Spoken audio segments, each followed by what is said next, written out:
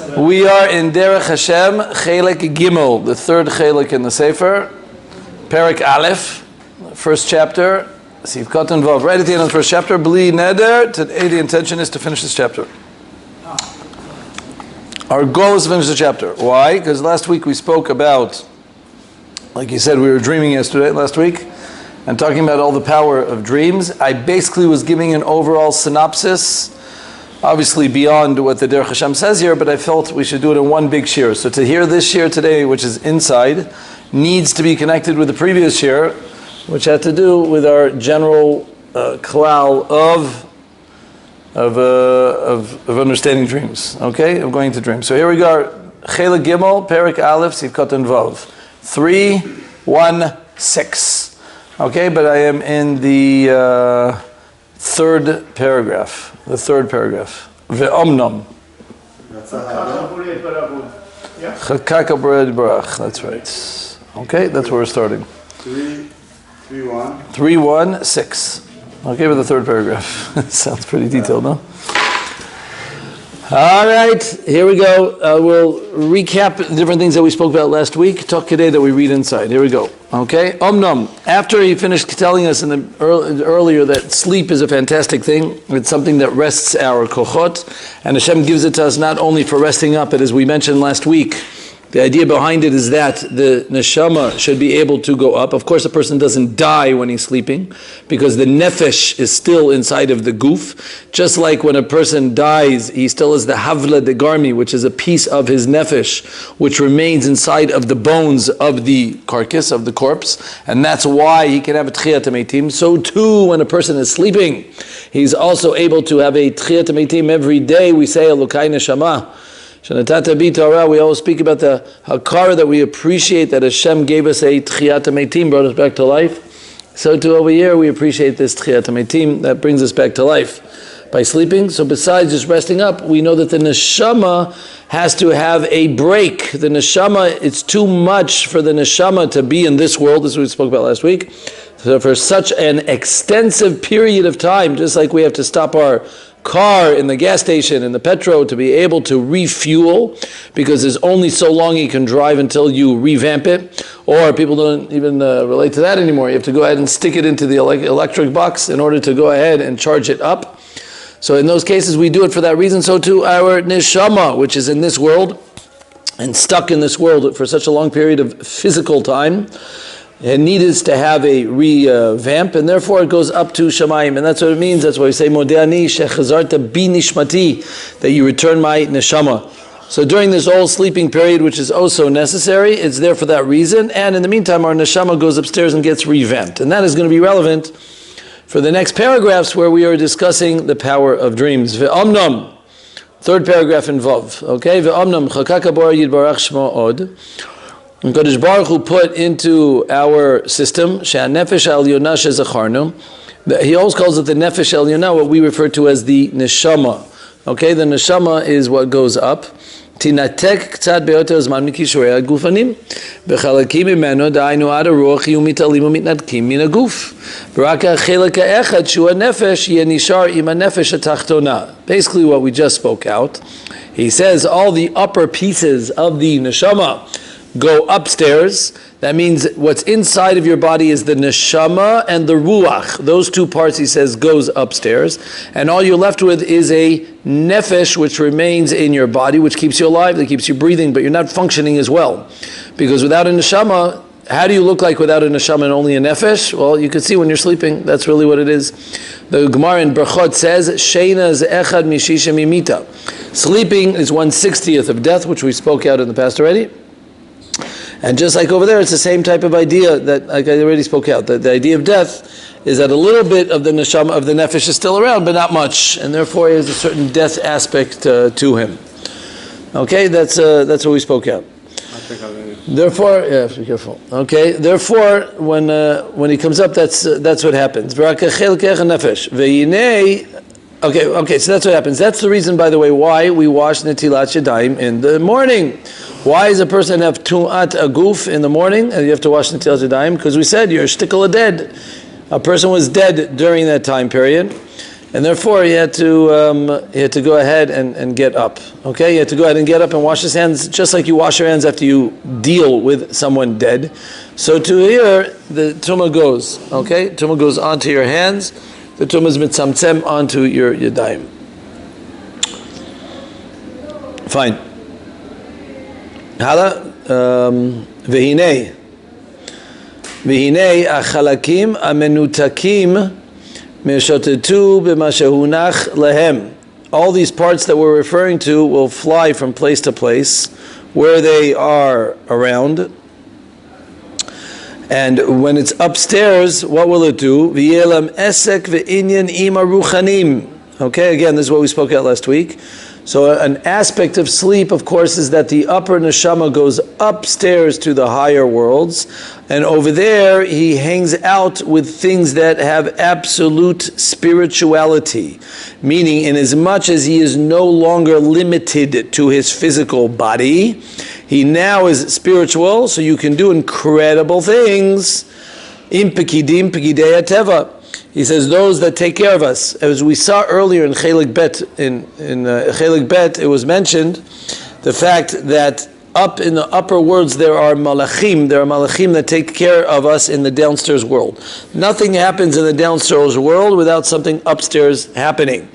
We know, Ein kol esav milamata she'ein memuna alav milamala v'shomer tosha me'akir tov ve'omer l'gdel.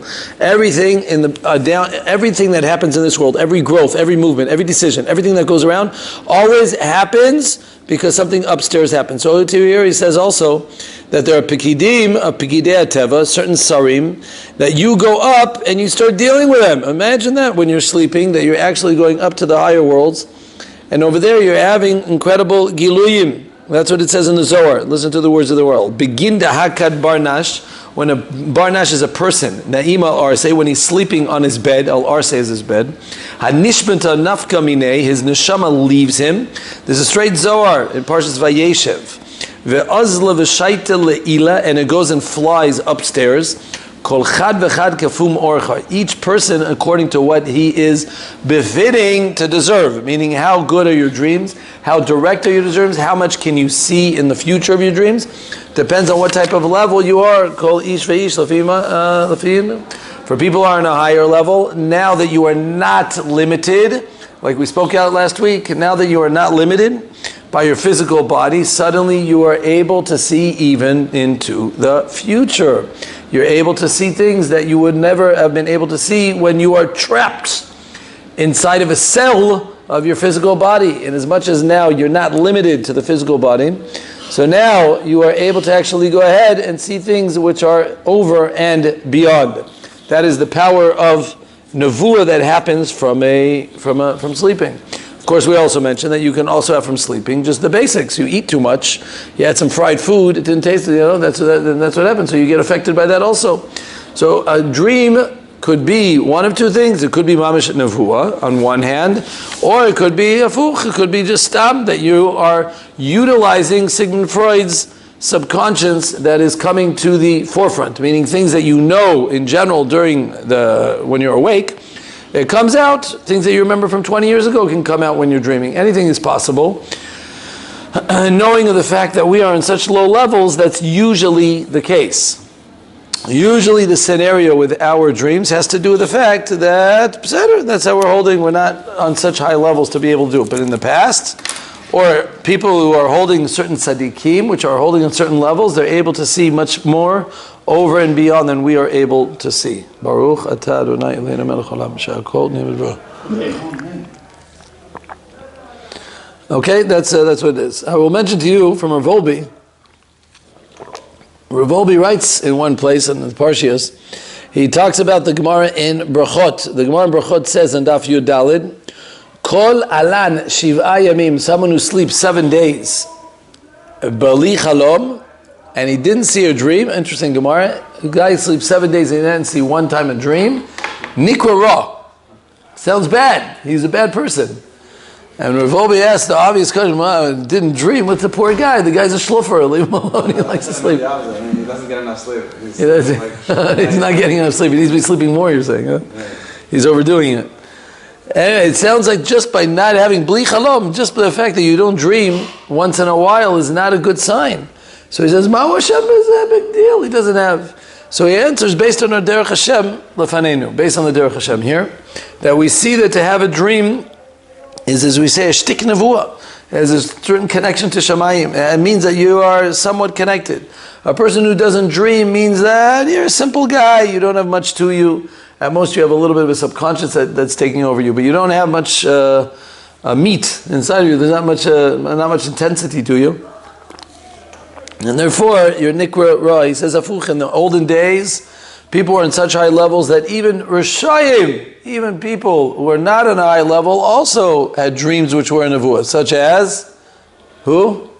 Paro, such as Nebuchadnezzar, Rishayim Gmorim, and they're having dreams with goylams and this. We spoke about it last week, as we spoke about. That even these good-for-nothings, still, they were in such high levels that they were actually able to dream. So at least for us, who are tzaddikim in a different generation, we should be able to have here and there a dream once in a while, to be able to have certain giluyim which we would not have had otherwise. Second? Paro's servants also. Paro's servants, Sar Mashkim, Sar Oifim, even them, they also had such a thing. Okay, that's it. I'm continuing, yes? I'm continuing from where we left off, smack in the middle of Vav. Oh, okay, so what does he say? How you go upstairs to the Ruchanim. Who are these Ruchanim? Or it could be Pkidei Teva. Those are the Sarim, the Malachim that are in charge of this world. That's A. Or it could be Malachim Malachei Chavala. Or Im Shadim. You might have some juncture over there with Shadim. Or with Malachei Chavala, bad Malachim. Maybe with Azza and Uziel, which we spoke about in the Navi Shir. Remember them? Azazel? The two Malachei Chavala. You might end up bumping into Malachim, which is not a good thing to bump into. According to what can happen sometimes as a result of being up there. Meaning, depending on what level you are. Now, a bad dream, a nightmare, it could be one of two things. Like we spoke about last time. It could be you watched a bad flick. You watched Friday the 13th, number 25, right? It just could be one of these bad things that you probably shouldn't have done. It could be. But it also could be, as the Derech Hashem is telling us, that if you're on a higher level, a bad dream could mean one of the Malachei Chavala are coming to tell you a couple of Ramazim. See your teeth falling out, you see a Sefer Torah falling in the shul, Lo Aleinu, you see someone dying, or things like that. These types of things could sometimes be a bad remez. Or if shadim are coming, you see something that looks very negative. So a person has to be extremely careful from falling into this problem. Good? Lefi sibat sibot. Velifamim tamshich ha'inyan kifi ma she'esiga b'ishtalshalut ad hanefesh hatachtona. And therefore it might end up coming from the higher worlds, whatever you find out up there, and it comes down into your nefesh, which is in your goof right now. V'yitorer mizeh dimyon, and this is how a dream erupts. He says you have something going on up in the higher worlds, and since, remember, your neshama, your ruach, and your nefesh are all connected, all those pieces are connected, so if your neshama is going through something, then your nefesh should be seeing it also. V'yitorer mizeh dimyon. V'yitzayer tziyurim kefi drachav, and you'll end up seeing pictures, illusions, images, holograms. You'll be able to see different types of ideas, concepts. Kefi drachav. Now, what does it mean, kefi drachav? Things that you're usually used to seeing. In other words, even when you receive, let's say, a ruach hakodesh or a dream which tells you something, it will develop in an image which you're familiar with. You're not going to see things of Chinese people because you have nothing to do with Chinese. It doesn't have to do with it. It has to come. It will come as a result of something that has to do with images you are familiar. But this will be a message from Shamayim. Like I said, if it means a loved one will not succeed or yes succeed or things like that, you'll be able to see it through that type of image. Ukvar efshar. She'inyan she'esiga, it could be that the thing that you will see, yamiti, it'll be something real, meaning it will tell you something about the future, or it'll be kozev, it'll be something false, it'll be a phony, it won't be something accurate. If you see it through a malach who's kadosh, if you see a good medium through good malachim, so then you're good to go. But if you see it through a shed, If you see it through a malachei Kabbalah, through bad people, it will be kozev. It'll there to disappoint you, to cause problems, or even to be sheker, to lie, to make you depressed. Because we know when a person's depressed, so that destroys him also. Okay? Kafia emtzei shel yado isigato. According to the medium that one shall see. The Zohar says these words in Parshas Vayechi. Parshas Vayechi, by the way, the Zohar in Parshas Vayechi is a lot of my life after death shurim as from Zohar in Parshas Vayechi. Over there he says a lot of things that have to do with what happens in the next world and in the upper worlds and all these types of things that happen. And over there he says, Tachazi, one should see what happens when a person is dreaming, all the different visions that he can see. I'm reading the Aramaic. He could see Zanei Bishin, which are bad angels, or he could see good angels, Modim LeBnei Nasha, and they will inform. Bnei Nasha is always people, okay? They will inform people, Minayu dechaychen Bnei Nasha, Umodin lon milin kediven. Sometimes, Ulazimnin milin dekshot deshamin, sometimes they will tell you things which are sheker, not true. And sometimes they will tell you things that are kashot. Kashot is truth, okay? We say it in Brich Shmei. Okay, that's what it'll be. It'll be able to tell you sometimes like this and sometimes like that. It has two different types of things. V'zeh inyan atzmai yimashech. I'm finishing the paragraph. Okay, I'm 2 paragraphs from the end. Ready?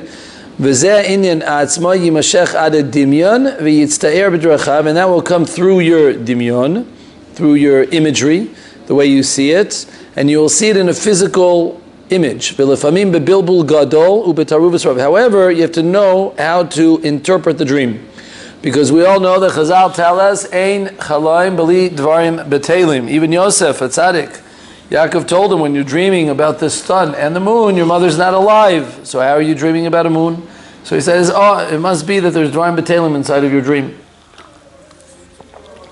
But we see that there's always ideas. So even though it could be a message which has some truth to it, it could be that it's mixed with other things. So here you have an option that it could be the whole thing is a farce, the whole thing is fake, because it comes from bad malachim.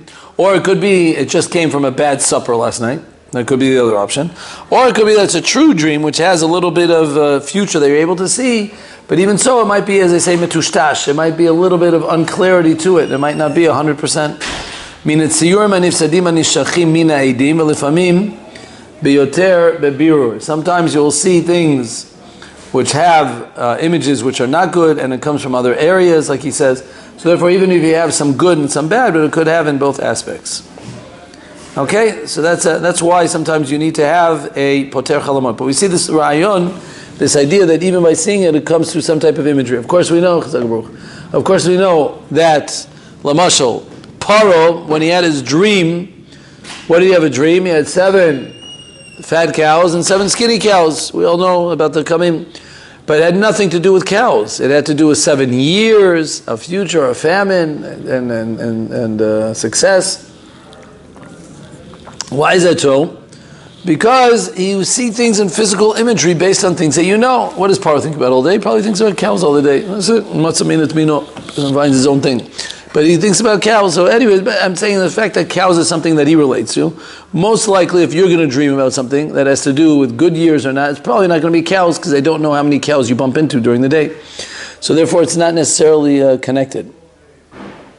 Okay, so that's the idea of being able to get from the higher worlds, or Dvarim Shebekdusha, or Dvarim Shebetuma. And like we said, the reason is because now that your physical body is not limiting you, you have extra kochot, you're able to see over and beyond, and therefore you could also see not only the past, but also the future. You're able to actually connect to something that's happening afterwards. And once the neshama has that, so you're able to go, right? The only problem why we can't see into the future is because we have our physical body, which is limited to the present. But once you take that away, we know spirituality is not limited to time, it's above time. The more spiritual something is, the more above time it is, and the more it's able to be able to see into the future. There's, right, you know the concept of DEJAVU? When you feel like you've seen something, if you've been somewhere? Yeah, 100%. So I feel like, it's telling this is the end. I think it feels like that. It must be that I dreamt that. You dreamt it before. You basically saw this moment in your dream, but now when you're seeing it, you feel like you've been there, but you've really been there in your dream. You weren't physically there. Yeah, like right. it feels like so familiar. Like, correct. Deja vu, but it's like... And the dream came from a place somewhere in your subconscious, so it rested somewhere in your back of your thing, and that's where you're able to see it, 100%. Yeah. Yeah, 100%. I remember... Does Chazal talk about that concept of deja vu? You think you've seen something, or... He a little bit brings up that idea coming soon also, but the idea of reenacting things that you remember and coming back and connecting to them, yeah. There is such a thing, yeah, for sure. It's a real thing. It's something that can't be denied. That happens. But you're right. Like they say, he says both from the past and the future. So the past is to do with the deja vu. It also happens that you're thinking about someone randomly, and then you see that person right there, right? It's like in a dream or in reality? In real. Like in reality, all the time. It happens to me all the time. I just thought about it, and then... Yeah. It's an incredible thing. It's an incredible thing. It's something that's not by accident. It happens very often. Someone you haven't seen in 10 years, and you're thinking about them, and then soon afterwards you're like, whoa, I can't believe you're thinking about you. Oh, right, yeah, sure, you're just trying to be nice. No, it's mom is true. It happens to me on a constant basis. But that's connected to the same exact thing. The dimyon is coming from a place that's showing you when you're connected upstairs of something that's about to happen. That's going to happen, and that's where it comes from. And mom comes like that. There's a scientist in Oxford. He's doing research on how come that someone observes you, but even far away, but you don't see something exactly where the person is. How are you able to know that someone's looking at you? Someone is looking at you. Right. He's doing a whole research on that. Right. You look at someone whose eyes are closed, and their eyes are really closed, and you focus on them, they're going to open their eye and look at you, that they're able to see you. They have to do that. And it's the same thing, because your neshama stands above your physical body. Your nefesh is limited to the physical, but your neshama is above it. And therefore it's able to see over and beyond, something beyond your physical eyes. You're able to see something that's not there. Did he say that in the book? I understand when they do these types of researches, what do they do with the Big Bang stuff? It doesn't work, and none of this stuff works with atheism, because everything that works with the Big Bang, everything we're speaking about doesn't work. It doesn't fit the picture. These things cannot be futats. What is that? This one I think is more aligned. Very good. Okay. All right, next. I'm in the next paragraph now. I'm starting the next paragraph. Ukvar tagia le'adam hoda'a v'gilui ozen, and therefore we can end up having a gilui of a person. And here's where I was mentioning to Aaron that this is where he speaks it out. That you can have a gilui ozen, or from the past, or from the present, or from the future. Al yedei amteize mimash atid levo alav, from something that will happen. Okay, you can end up having a place where you end up connecting and knowing something without even realizing that you know it. And it will happen by the Gzera of Hashem, when Hashem decides that you will have it. He wants to tell your neshama something. Now mainly it happens when you're sleeping, but like we spoke out just now, it can happen when you're awake. Or if you're talking about having deja vu, or if you can sense, I always feel like somebody's watching me, right? That type of connection, like I know someone is watching or behind me. There's a type of sense, it's argasha kazeh. It's a feeling, and that comes from the neshama, which stands above the rosh, which stands, again, remember, everyone thinks the neshama is in your body. The tip of the neshama is in your body. It's like an iceberg, okay? The tip of the neshama is in your body. The majority is upstairs like puppet strings. And therefore the neshama is not limited to the present, per se. He can also see future and past all in one shot, his spirituality, especially when you're dreaming. So therefore you're able to get a tremendous amount of kochot to be able to see things that are beyond your body, about other people or other ideas or concepts. Al yedei echad min ha-mashartim be'ezeh min sheyeh v'yimashech hadavar ad ha-nefesh. And that will continue until it gets to the nefesh. The neshama will inform the nefesh, because the neshama is not your knowledge. In other words, knowing something, the neshama is too high. To know something, it has to wire it down to the nefesh. V'yitztaer b'dimyon, it turns into your dimyon, your koach of imagination, what you learned about in Mr. Rogers. Besito im oy birur, or it'll come in a very clear picture, or it'll come in an abstract picture. Kafish mashet exor chochmei elyon al davar zenemar v'chol michzeh laila b'azigale ozen anoshim. Through the oizen, you'll be able to see a chizyon laila. You'll be able to connect and be able to see it. Also over here, there is a Zohar. Again, in Parshas Vayeshev in the Zohar, He has a richut about dreams. He talks a number about dreams. And obviously a lot of the Derech Hashem is coming from the Zohar over there. He's a Baki in Zohar, obviously. And he basically says over there, when he talks about when a person lies on his bed and he goes to sleep, and the neshama goes upstairs, betnumot alei mishkav, az yigale oizen anashim, mamish, the same lashon as Derech Hashem. You see the Derech Hashem, mamish took it from there. He says, so then the oizen, your ears will open up, meaning your ears, which are limited here, will open up into the higher worlds, and you will be able to hear from Shamayim, or an individual hoda'ah, something you were thinking and something that's connected and something you need to know about the future, if it's for good and also if it's for bad. Could be inun milin kefum inun, here we're in the liboy, meaning it connects to what you're thinking, and it could be for good things, and it could be also for, unfortunately, bad things. It could be both. So therefore, that's what you were told about during that time presence. We know, coming soon is Purim. Rashi says in Esther, in Megillus Esther, in Perek Dalid, that on the pasuk, when we know the pasuk says Mordechai yada et kol asher naasa, right? We know that it says that everything that happened and the gzeira of Haman, Mordechai knew all of it. How did Mordechai know everything before it came to his physical ears? Rashi says al yedei chalom. He knew al yedei chalom. He knew the reason why the Gzeira was happening. Meaning not only the Gzeira, but he also knew the reason why this was happening. First of all, because they were bowing down to Haman, who had a tzelem on top of him, as we know the Gemara says. And second of all, because of the Suda of Achashverosh. They were acting illicitly during the Suda of Achashverosh.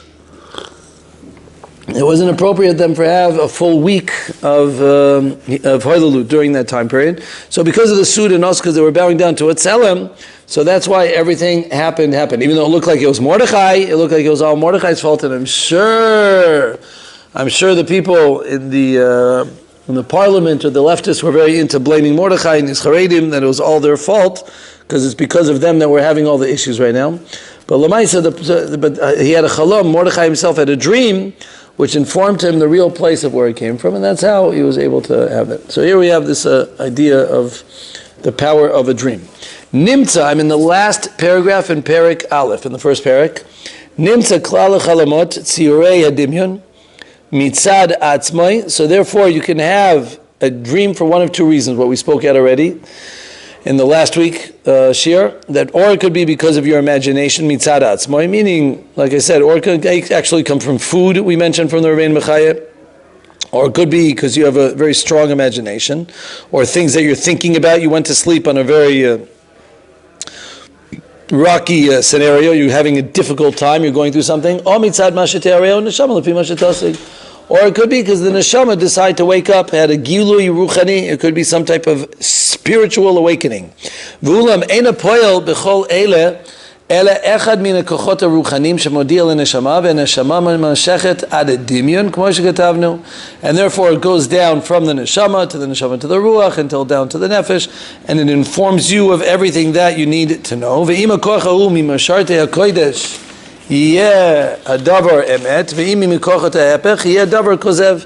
Or it'll be true or not true, depending on where you get it from. It depends on the source of the information. Is it from a good malach or from a bad malach? Is it from shadim? He says that's the Gemara in Brachos and Daf Nun Hey. Again, the last parak in Brachos is a few daf on the subject of dreams. Yeah, and he's coming to explain all that. But basically, he says that what the Gemara there says, here comes al yidei malach, here yidei shed. Over there, it's talking about something good happened, something bad happened. So it depends who informed you when you were upstairs, when your neshama was upstairs. Was it the good guy or the bad guy? Ubekulam yesh taruvat shel tziyurim nifsadin. But at the same time, always remember, he's kind of revamping here. Always remembering that inside of the dreams themselves, even if it's true, you will have things that come from the dimyon alone, from the imagination. And that's what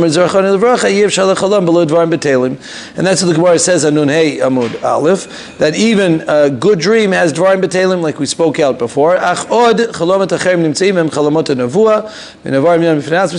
this is all an introduction, this whole parak, to be able to teach us A, the breakdown of the person, B, how his mind works, C, what the neshama, ruach, and the nefesh, and the yichid and chaya exist, and D, to be able to teach us about the power of sleeping and dreams. And by doing that, this will all be an introduction to the power of a nevuah, to be able to see the giluyim that you're able to see, just like we've seen in many parshas and the proofs that I told you from many places, that there is a power of seeing the future based on the fact that you're not limited to your physical body. And therefore, even simple people, we even saw Parah, Nebuchadnezzar, and others, that can go ahead and actually have dreams. That is a wrap-up of this important parak, a beautiful parak, which has many, many yesodot in the Derech Hashem. I'll end with a true story, believe it or not. This was told by the Baal Amaisa. I heard this I didn't hear it from the actual Baal Amaisa, but I heard it from the person who heard it from the Baal Amaisa. A rabbi who was giving a speech about dreams, and then the Baal Amaisa told him this story. This mother, who apparently, I don't even know if she was religious, maybe she was Masorati or something, I don't know exactly, Israeli, but her cute little son, who was 22 years old, decided he wants to go to Colombia. He finished, Baruch Hashem, the army, and it was time to do the classic army trips, which everybody likes to do. And he told Mom, I'm going to Colombia for a few weeks. He was going for a month or whatever it was. They do these long trips. They're very into doing these things.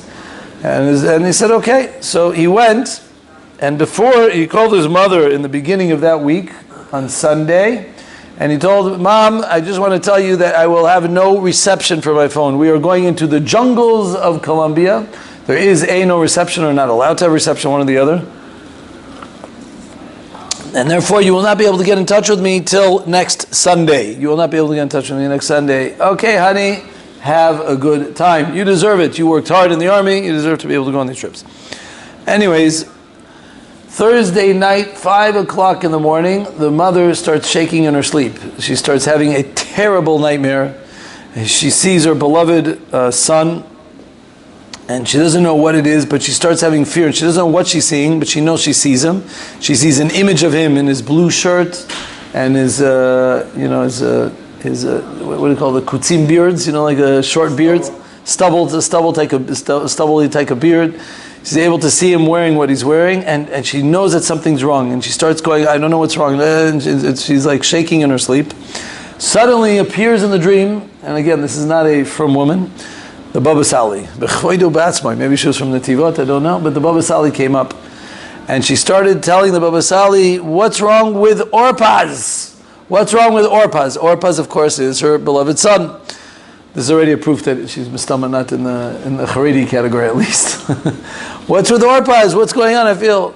So the Baba Sali was smiling at her, and he says, I can't help you, I can't help you. Why? Because you're not screaming loud enough. You're not screaming loud enough.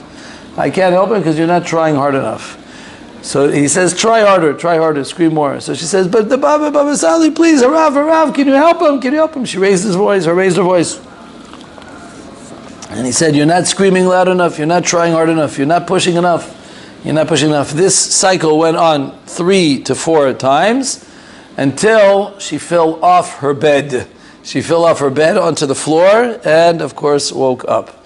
And she woke up in absolute intrepidation, in absolute fear. She didn't know what's going to be with him. She immediately ran to her daughter, her 17-year-old daughter, which was in the other room, and she said, Yareen, get up. Orpaz is having trouble. There's something wrong with Orpaz. I don't know. I hope he's okay.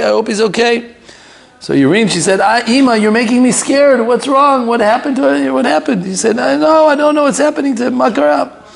He says, I don't know, but he's somewhere in the jungle and something's not good. So that's what happened during that time period.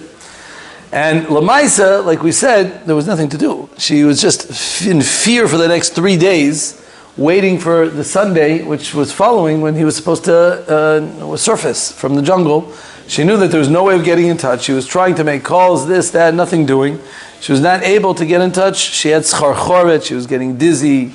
She was not able to sleep properly. This was really bothering. And, her kids were trying to calm her down and say, Ima, everybody has bad dreams, like we said last week. Just stop eating French fries. Say to her, maybe it's the fried food. Don't take it so much to heart. Why are you so upset? He said, no, I can't. Until Yom Rishon came, Sunday came, and then she wasn't functioning so well. She knew that was her day. She started calling his telephone, no answer. Wasn't happening. She went to try to do something to keep herself busy. She went to do shopping in order to keep herself busy. Wasn't doing. Until she came home, and her son, who was there, her younger son that was there, said, Ima, they called from the Misrad HaChutz. What the hell you call Misrad HaChutz of Colombia? From the office of what? The foreign ministries. Thank you. The foreign ministries of Colombia. The foreign ministry in Colombia. They called. She goes, "Is he okay?" He goes, "I have no idea. They called to talk to you. I have no idea what happened." She said, "Oh," and she started crying. She said, "I really hope he's okay. I hope he's still alive. I know from the dream he's alive. It's got to be he's alive. I know he's alive." She said, "Based on the dream, I know it's okay." Eventually, an hour later, she got another phone call from the Foreign Ministry of Colombia. They called back, and they said, "Your son was captured by a guerrilla organization." They were actually hijacked by some guerrilla organization, some terrorists, similar to Hamas over there. I guess in Colombia they have similar issues, maybe. Okay, and that's what it was. She goes, "I don't believe it." She said, "When did this happen?" It happened on Thursday night at 5 in the morning. Thursday night, 5 in the morning, exactly the time when she was having her dream. He was captured by this guerrilla organization, exactly that time. And she was very upset, depressed, broken, but at the same time, she knew from the dream and speaking to the Baba Sali that he was still alive. He said, "You have to try." Now, she wouldn't know what to do normally, but she listened to the words of the rabbi, and she said, "You have to scream, you have to try hard." So she said she immediately bought a ticket to Colombia. She bought a ticket to Colombia, and she took an immediate direct flight straight to Colombia to get there, and she started hacking a chinik to all the authorities. She broke her head, even though she would have never have done such a thing. But she was encouraged, and she was raising her voice. Obviously, in Colombia, a lot of bribery. She had to slip some bills in the right places, trying to do everything she could to do. After 3 months of using protexia, using money, and using a lot of raised voices, screams, and pushing things in the right places, she was able to get her son back. Baruch Hashem. She was able to get her son back. He started walking to his mother in exactly the image that she saw in the dream. With the stubbly beard, the blue shirt, those jeans that she exactly the same image that she saw in the dream. She was able to do it, and she said, "Oh, the Baba Sali saved him. The Baba Sali was able to save him because he was able to tell me what to do." So you see, even simple people are able to have dreams which inform you of the present. I told you the Minchas Yehuda. Rabbi Yehuda Fataya says many dreams are there to tell us information. It's not for abstract things, it's there to inform us of things that we need to do. And this is the message that the Derech Hashem is telling us.